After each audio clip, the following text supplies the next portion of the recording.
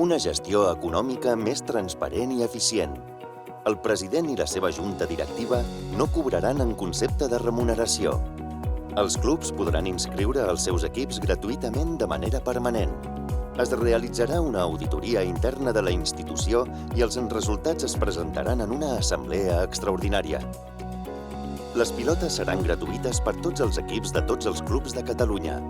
Es buscarà finançament per tal que l'arbitratge en categories de formació sigui gratuït, buscant el paper pedagògic dels i les àrbitres. Exempció als clubs de les sancions per insults i/o agressions que aniran a càrrec del jugador. Es desenvoluparà un pla de captació de patrocinadors que contribueixin econòmicament, sempre en benefici dels clubs.